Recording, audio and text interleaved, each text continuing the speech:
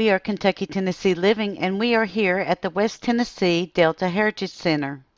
Today we are going to visit Flagg School, the elementary school that Tina Turner attended. As with all of our museum videos, the script that we use is the plaques that the museum has on the walls and other places. We do not add nor do we take away from the wording of these plaques. All of these videos are made for education and entertainment purposes only. This is the Flagg Grove School, the childhood school of Tina Turner. And they moved it to this location not long ago. But we're going to go inside.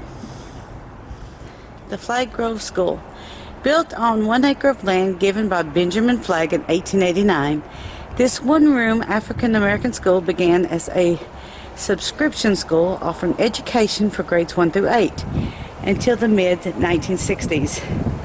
Moved from its original location near the small farming community of Nutbush in 2012. Restored and opened as the Tina Turner Museum in 2014, preserving the legacy of the Flagg family and the importance of education for all people. And we're getting ready to enter into one-room schools and Haywood County education.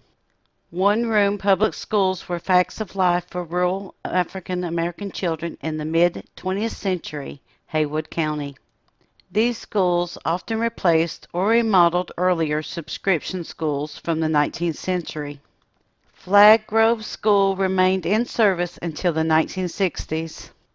The schools were plain on the outside. On the inside, benches and uncomfortable desks, 2 blackboards, and cubbyholes for coats, gloves, and hats. No indoor plumbing existed, and there were separate outhouses for boys and girls. Once children graduated from the 8th grade, they were promoted to Carver High School in Brownsville. A totally different place because it was a modern brick building with restrooms, cafeteria, gym, and science labs. The high school is preserved today as Dunbar Carver Museum at 709 Jefferson Street, preserving the building and saving the story. Flagg Grove Schools looks like many rural schools from the early 20th century. Its rectangular shape, gabled roof, banks of evenly spaced windows, gabled end entrance, and platform and teacher's desk at the opposite end of the school were architectural traits found in many other schools for both white and African American children. A popular school construction guide for African American schools was, quote, Community School Plans, published by the Julius Rosenwald Fund in the 1920s. Flagg Grove School has many of the basic features of a community school, including directional orientation, lighting, air circulation, room for storage, and heating and cooling. Placing a platform at the building's rear also allowed the school to serve as a community purpose for lectures and musical performances. Building a school, building a community. Flagg Grove School is a part of a rich tradition of community-led efforts to provide education to the African American children. Its founder, Benjamin Brown Flagg, was born into slavery in 1856 on a farm in North Carolina. After emancipation, Flagg migrated with his family to West Tennessee, where they acquired a large parcel of land. Flagg married Lula Virginia Hayes and became the ordained preacher concerned by lack of educational opportunities. In 1889, Flagg sold 1 acre of land to 7 trustees for $25, 1/3 the going rate per acre, as the location for a new African American schoolhouse, which students could attend on a subscription basis. The trustees then supervised the construction of the one-room school, which soon became the center of all sorts of community events throughout the years.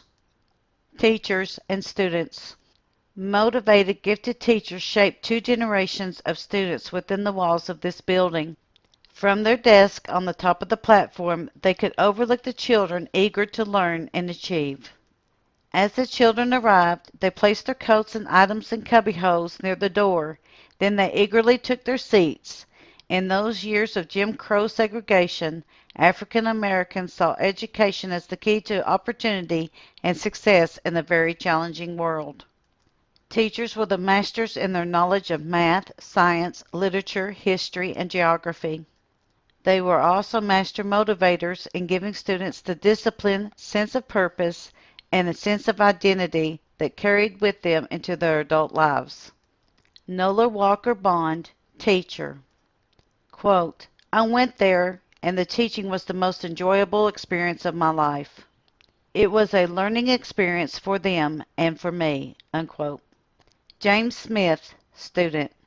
Quote, Miss Willette Beard would lock the front door so you had to knock to come in. Then she would know that you were late. Unquote. Students.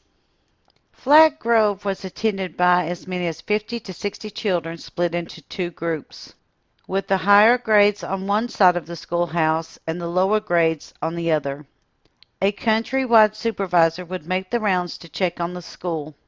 Students helped the teachers by chopping wood for the potbelly stove.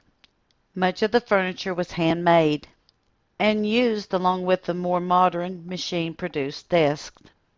Lolly Beard Mon, student. Quote, we had those little desks with the seats attached where we could push our books under. Tina and I used to do devotions back when they still did that. We would lead each day with a gospel song. Unquote. Thank you for watching Kentucky, Tennessee Living as we bring to you the history of Kentucky and Tennessee. Don't forget to hit that like button, as the more likes we receive, the more likely YouTube is to suggest our videos to other viewers. Also, to receive notice of when we upload a new video, be sure to subscribe and click the bell for notifications. We thank you for watching our trip through history at the West Tennessee Delta Heritage Center.